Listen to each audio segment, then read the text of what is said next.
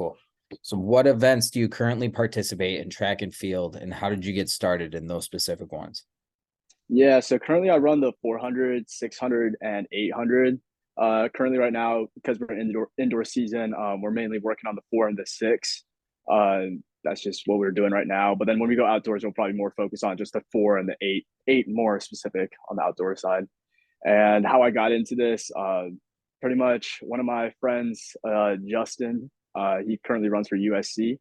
He's a quarter miler as well, and he kind of like him and like my middle school track coach, like gym teacher, was actually the ones that were like, you're fast, you should run track here. And ever since then, we had an eighth grade season. It went really well. We won a state championship then, and then I was like, I'm done with track, and I didn't do it for my freshman year of high school because I was playing soccer at the time. That was like my sport.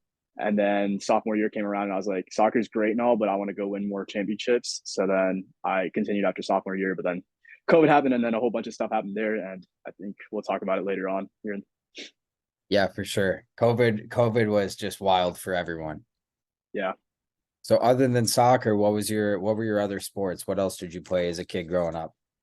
Yeah. So when I was a kid, I was like mainly like a basketball. I was like basketball, soccer. Like those were my two sports. Mm. I'm not the biggest dude, so football was never me. So um, I was actually really not even much of an athletic guy in the first place. Like in elementary school, I was just not that guy. Like I was not that kid. Even in middle school, it was like my eighth grade year. I was like, okay, I'd say I started to become more soccer, probably like my fifth and sixth grade, and then I kind of was like, I like athletics a lot, like my eighth grade year for sure, and that's when it really started to pick up. And I was like, considered like soccer was like definitely one thing I worked like was always working on. I was playing for pre academy here at Crew, the professional team here for MLS. So uh, through their pre academy and academy teams, and then OP with their NPL and ECNL teams, I had my fair share of experience with soccer. So like soccer was the main one for sure. Yeah, were you going to a lot of Columbus Crew games growing up? Yeah, I mean, as a Crew pre academy and academy athlete, like you pretty much, if I remember right, you would get free tickets actually to some of the games, which was sick. And then Mhm. also like, I mean, I'm from Columbus, Ohio, so I mean, the stadium is there, and like just like the Blue Jackets, Crew is like one of those things that you go to. Same thing with Ohio State football games. So I mean, I was definitely always there. So growing up in Columbus, was it always in the back of your mind like you wanted to get to OSU and then track was just a way you could involve sports into that or Yeah, so I mean, I've always been around here. My high school is literally like 15-ish minutes away from this campus. So like Ohio State has definitely been a big piece, especially as you know, us Buckeyes, we are very passionate fans. So just in general, being in the state of Ohio, Ohio State's a big deal. So I've always like I'm around campus. I remember coming here for football games. I remember coming here for just being around in downtown, coming through um, from High Street because High Street from my high school it's a straight road and you go all the way to downtown. So passing through the campus and you kind of see this place. Also, like my parents, my mom works here, my dad works here, so it's like that's pretty much home for me. that's awesome. It was destined to be. Who is an athlete you look up to and why? Yeah, so I think for me personally, it's really on the track side, Michael Norman. I think he went to USC. He's a professional now for Nike. He runs a quarter mile for Nike, and I mean now he's working on the 1 and the 2. But I think he's just like his in his bio, it's patience, patience, patience, and I think that's so essential for like anyone to really realize because like for great things to happen, you got to be patient with it and you got to like trust the process and work on it. And eventually it will come to fruition. So I think he's just very level minded and very stable. And he's pulled some really good performances. He's just really cool to watch, honestly. Just how smooth he runs, the times he does is it's quite incredible.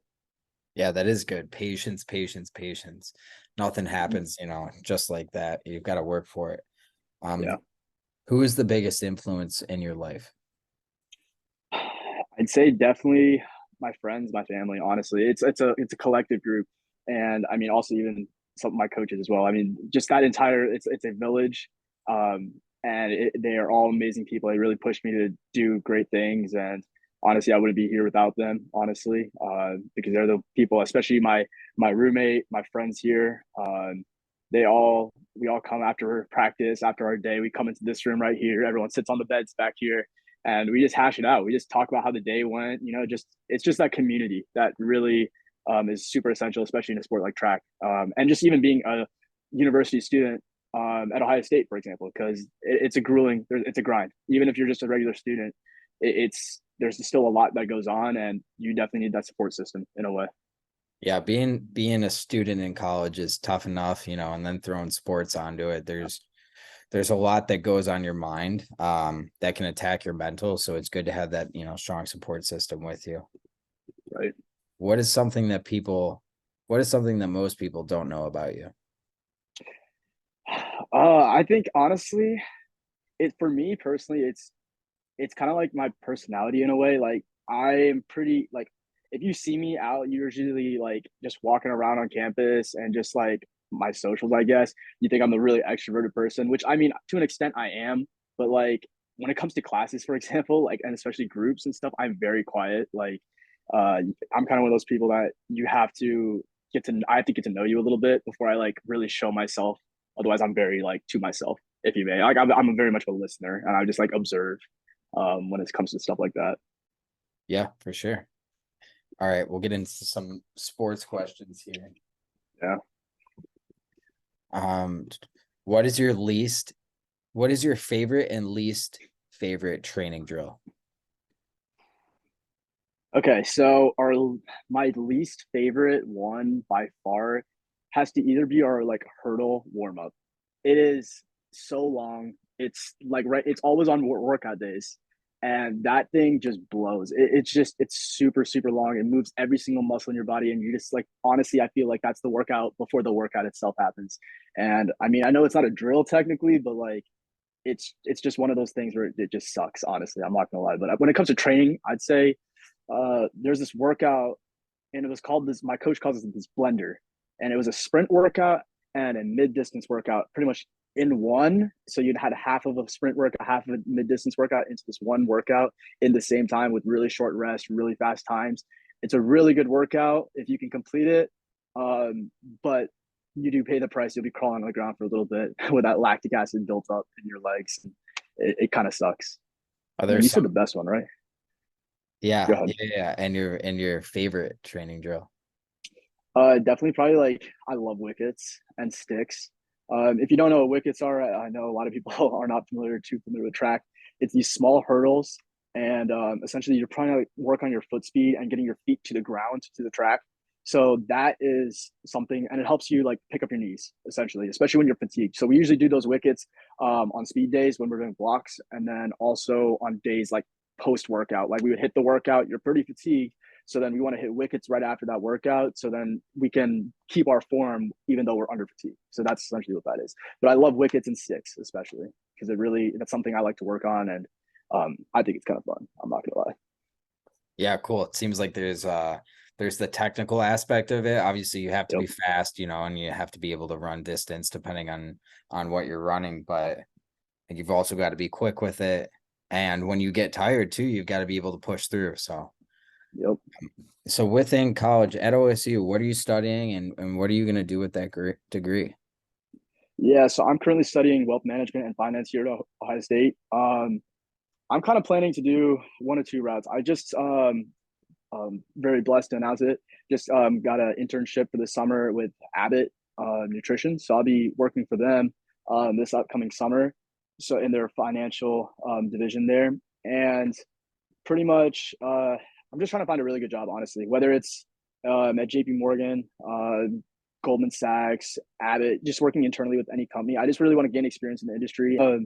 So yeah, I want to get my CPA license by the end of it, potentially, and maybe even start my own like business, if you may. I'm pretty entrepreneurial myself, so I mean, we'll see down the road. I mean, that's kind of far away from me. I don't think that far ahead. I mean, I get interviews for jobs and stuff, but it's really hard to determine, especially because I'm only a sophomore, so I'm still young. Yeah, you've got plenty of time and I know you want to look towards the future, but live every moment you have in college, man. Yep, exactly. All right, favorite pre-match meal. Yeah. So we just got back from Louisville, Kentucky this past weekend, and we're heading to Texas Tech in like 3 days from now. So for me, I like to keep it light. I don't eat too much on meat days because I mean I just don't like to be feeling in a way heavy. So plug for Potbelly. Love Potbelly. Their subs are fantastic. I usually go for either like the ADO turkey. That's fantastic. And then like one of the soups, maybe just like a small thing. I don't eat the full thing. At least before I usually like try to eat like 2 hours, 2 to 3 hours before the race.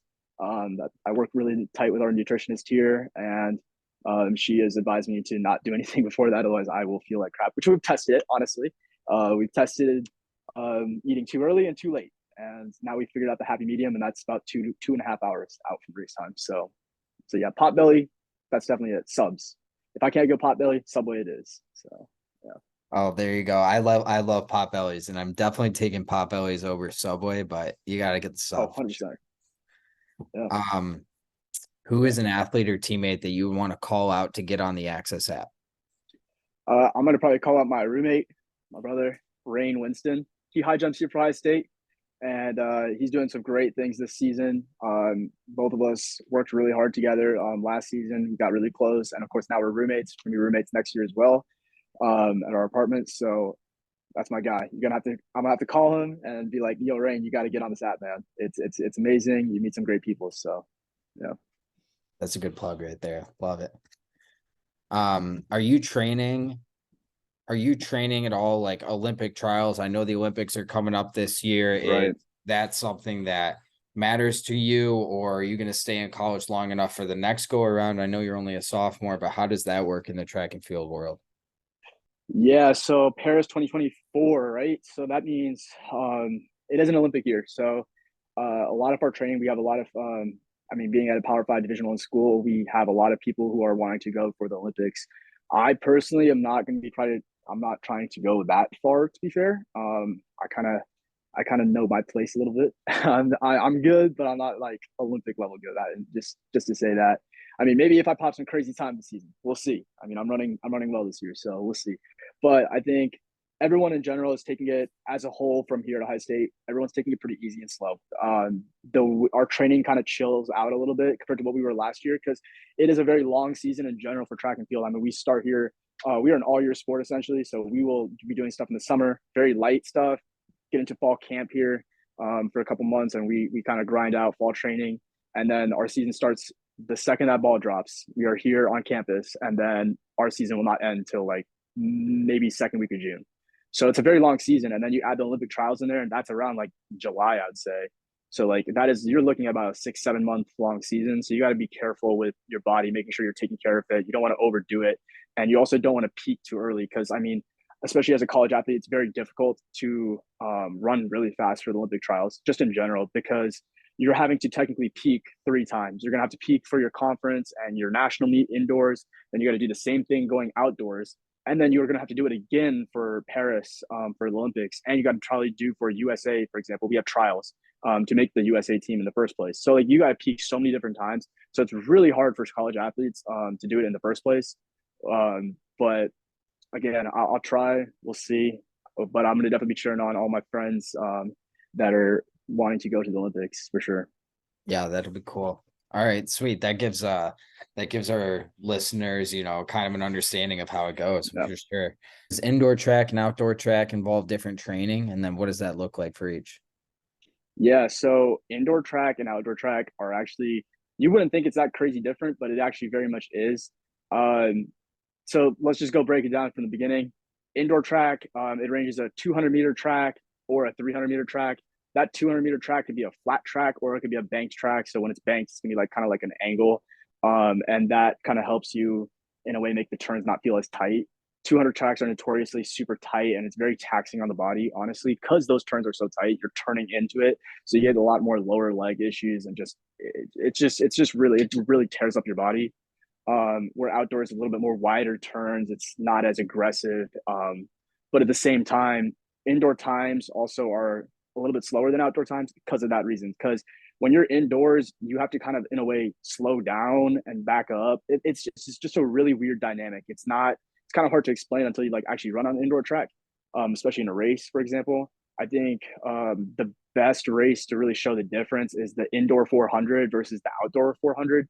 Because an outdoor 400, you never cut lanes. You're in your lane the entire way through. Where indoors, after about 150 meters, you have to cut in. So, for example, our quarter milers, and like for me, I'm going to be racing the 400 here at Texas Tech. I'm going to have to get out super, super aggressive to make that break because I want to establish my position and make sure I don't get boxed in. Because getting boxed in indoors is a very big deal, and it could really make you win or make or break your race, essentially. And it really brings that technical aspect of like an 800, for example, into a really fast race like a 400. So there's the difference in that way. And I mean, training wise, it is a little different because you can't do as many longer workouts, if you may. I mean, like we'll probably max out at like a 600, for example. Like it's just you can't do as many. And the air is different, so like you can't breathe as well. So it's just you got to give a little more rest and stuff like that. And also you got to be careful with your body. Really, that's the biggest thing is making sure you stay healthy through that indoor season because the track is a little bit harder and it's not as soft and forgiving as the outdoor track. Is there a track that you love most in the college world and a track that you love least? Yes. So my favorite track, at least for indoors, has got to be Texas Tech. I'm gonna be going there this weekend, so it's gonna be a really fun time. That track is just notoriously fast. I don't know what it is. It's just really fun to run on. And then I mean, for outdoor wise, probably gonna be. I was injured my outdoor season last year, but from what I've seen, at least, it has to be Oregon in Eugene. That stadium is beautiful. That track is just gorgeous. So I mean, I have to probably go with Oregon on that one. Do you guys have the same rivalry with Michigan? Like, do you hate them more than any other school? Yeah. Of course, we have that hate for Michigan for sure. You can't. We got to beat TTUN. Got to beat them. But honestly, in the track world, I'd have to say Iowa. Iowa, especially in the quarter milers. And then honestly, even if you go to Penn State a little bit for the 800 people, they got a really good 800 program there. So we just really don't like them. Honestly, there's many reasons, and I'm not going to get into it. But they're those two schools are definitely our more rivals. To be fair. Are you playing? I know you're going to Texas Tech and they're not in the Big Ten. Are you Yeah. playing against like mainly Big Ten schools and then a couple of Mhm. invitationals that are outside of the conference, or how does that work? Yeah, so track and field is really different when it comes to stuff like that. We actually a lot of our meets we never really compete with in the Big Ten. We have so like for example, all the meets except Big Tens, for example, will be all over the place. Like we're at Louisville, we had ACC teams, we had Big 12 teams, we had Big 10 teams. Like there's all over the place. Texas Tech, you're literally going to get pretty much all of NCAA, Division One, Power Five schools are going to be there. You're gonna have Oregon, you're gonna have USC, you're gonna have Ohio State from Big Ten, you're gonna have Iowa, you're gonna have all these different players in the field there. So like, I don't know. A track is really um, social in a way, and we don't really have like those distinct um, conferences, if you may, until those conference meets come through. Have you made any friends from other schools just by being at the meets and whatnot, or is it all OSU? Uh, I mean, I'd have to say, I mean, I have a lot of friends just from like high school that went to do track and stuff like that. So like kind of having at least knowing a certain people at certain teams, then you kind of like explore through the team. And it's just cool to like say what's up to them. And then they're also talking to some other person, then you like introduce yourself and then you kind of just get to know each other. I think that's pretty cool. And just a few. I mean, I'm not one of those people where I'm like going up to everyone. Everyone's in, especially track sprint specifically. Everyone's kind of in their own world, getting ready for their meet, getting ready for their race, and no one really wants to talk, which I completely understand because I'm the same way. But I mean, kind of just through social media, honestly, too. I mean, we all connect through that way. You But guys yeah, are all everyone's DMing each other, yeah, oh sending yeah, like a little bit of trash talk sometimes, depending on if, for example, my high school teammates, like we'll talk some trash a little bit before our races if we're racing each other. that's awesome. That's the track beef here. I love it. Yep. So you ran a leg of the DMR at the Big Ten Championships. Tell us about Hmm. that. Yeah, so this is my first time ever running the DMR because we don't have that in high school. Very interesting race. I had the quarter mile leg, so the 400, and at Spire, for example, where the exchange zone is, it's on a curve. And when you have like 15 different teams all coming in at once, and especially coming in to a 400 leg, which is a very fast leg. Um, it was very congested, tight, a lot of tripping, a lot of falling. That leg specifically is notoriously insane because there's just so much that happens all like really quickly, especially because it's known as a distance race. Distance medley relay is what it's called. That 400 leg really speeds everything up, and there's definitely a noticeable difference. Like for example, that leg at Big Tens last year, people was I know people were colliding during the exchange zones, like tripping on each other, like clipping each other with their spikes. People were falling down right there, and then also like batons were getting slashed out of people's hands. I know there was this one dude that got the baton slashed out of his hand in lane one and just stopped right in lane one. And we're all like jumping around, dodging him, by also trying to keep into the race and like try to pass each other and stuff like that. So it's a very, very different race compared to like any other relay. I personally love it. I think it's really fun to run. First, it's like one of my favorite ones to do, but it's definitely very intense and it's not for like the weak, I guess, if you may. Yeah, I mean, you could be throwing shoulders, yeah, like throwing hips Yeah, or intentionally or unintentionally, getting in people's way or whatnot. So you got yeah, to make sure you're staying tough. yeah. Outdoor, Jesse Owens Classic. What was your favorite part about that? JL Classic. It was one of the few outdoor meets I did run, and that was just because it's our home meet. So like, it's the one meet we get here at Ohio State because we're usually always on the road, and it was interesting because, as you know, Ohio, we have crazy weather here, so it was nothing different for us. I mean, we had literally a rainstorm hit us in the middle of the meet. They had to pause the meet for a little bit, delay it because of just like how bad the winds and the rain were. It was blinding. It was coming sideways, and there was just like a wall of clouds coming in, and we were like, "Yeah, it's time. I think it's time to go find some cover before the storm comes in." And then also it became like really cold in the night, but then the next day it was like hot. So like it was really really weird. I ran the 400 there. It was a good race. It was one of my few ones that I ran, and that was only because I was unfortunately got really injured after Big Tens, and it was just a good kind of race to like finish off my freshman year outdoor season, and just kind of cap off what was there, and wait for the next season and do better after that, and make it through the full outdoor season this year, hopefully. Fingers crossed. Yeah, for sure. We're definitely rooting for you here.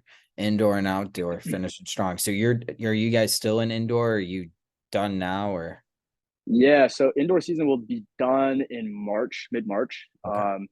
Actually, like end of February. This one Big Tens is, and then you got NCAA's in there. So yeah, I mean, we got still a little bit to go. Definitely a lot more meets here. I mean, we are traveling every single weekend, so it's a very, very busy schedule. And then outdoors are going to kick off. We're going to have our spring break camp essentially in Florida this year. So we're going to have a good time, get some good training in for that week, and get ready for that outdoor season because that is another grueling season. Get back to work and do some crazy stuff because I know Ohio State here. I have a lot of faith in my teammates. I got a lot of faith in me. So hopefully this year we can really put Ohio State on the map. Or are you guys going in Florida? We are going to Tampa, USF. We were there last year, and we're returning this year again. That's cool. I live in Clearwater now, which is right outside of Tampa. Are Nice, are yeah, you guys so is it just training or do you guys have like is there mm-hmm. like meets of any sort or no? Yeah. So I'm just basing this off last year. We had a meet at the end of the week, so we had races on Friday and Saturday. But then, like throughout the week, we were kind of training at their facility and having like full training. Like we used their weight room. We had full time on the track, like full practices and stuff like that to get our work done. Yeah, the weather will be nice down here. That'll be Yeah, exciting. better than Ohio right now. It is currently feels like 0 or -3, something like that, and it's icy. It's cold. It's not fun to be outside right Yeah, now. it hit 71 today here and we were Must be mainly in nice. yeah, we were mainly in the 60s, but I had to get out of the Cleveland gray, the Midwest in Ohio, it's Tell me gray about all it. the time. So Yeah, I've not seen sun in a couple weeks. yeah, that's Uh, dude, I feel it like when I was playing at OU, like and there wasn't sun for like you said, weeks on end, months. I mean, it can get to you. yeah, seasonal depression is a very real thing, and got to Mhm. supplement that with your vitamin D, I guess. Yeah, for sure. What would you recommend to a high school track and field athlete in the recruiting process? Yeah, so since I'm a sophomore, I still remember that time of like recruiting, and I know it's very scary time, very confusing time, and there's just really not much direction, honestly, in that thing. And I say honestly, there's definitely a lot of people you see on TikTok, on YouTube that have this kind of like formatted letter and stuff like that, which I agree with. I think that's a great start. But honestly, being you're persistent and really being putting your name out there, just like you would for a job, for example. If you're not putting your name out there enough, I mean, that's just the first thing to do. If because if you're not doing that, you're not going to go anywhere in the first place. Whether it's NAIA, Division 3, Division 2, you still got to do the same thing. I mean, it's you don't just get to run or be a college athlete just because it's not how that works. It's not high school where you could just sign up on a Google form and be on the roster. You gotta like make sure your spot's there.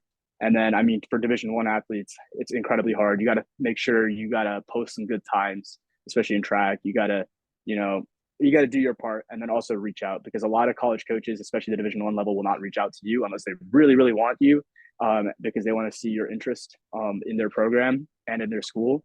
So you really just want to make sure you reach out, you put your few things of your education in there because that's very much they look at that first and foremost. Honestly, you are a student and then an athlete, and then also putting in like your stats. Keep it very brief, keep it to the point. Thank them for reading it, taking the time to read it. They don't respond in the week or two, then follow up with a second email, and then if they don't respond after that, you know what, just try again, try with another university because you just yeah, it's just not a good fit for you, I guess, at that point, at least what they think. So don't get butthurt, get up, do it again, try it again because it will work out eventually. Yeah, it's just patience, patience, patience, like we said earlier. Yep. Yeah. All right, cool. Um, that man, that does it. And that was awesome. You gave us a lot there, which was really cool. I appreciate your answers being so in depth. And I think you are going to give people more of an understanding that don't, know the ins and outs of track and field. They don't know what a Yeah. track's like. You did a good job of explaining that. So it's cool. It's definitely going to open it up to another audience. And I think it's what's really cool about your story is that you didn't train as a track athlete, for your entire life. It was hey, you were playing other sports. You realized I'm fast. I can focus in on this. People believed in you and you got yourself there. So that's really cool. Yeah. I mean, I've only been running for about like 3 years, 3 seasons total. So I mean, if I can do it, a lot of people can do it. And yeah, just focus up on it and have fun with it. That's the biggest thing. Don't make it seem like a job because when it becomes a job, it's not gonna be fun. Yeah, definitely. All right. Awesome. That was All great. right.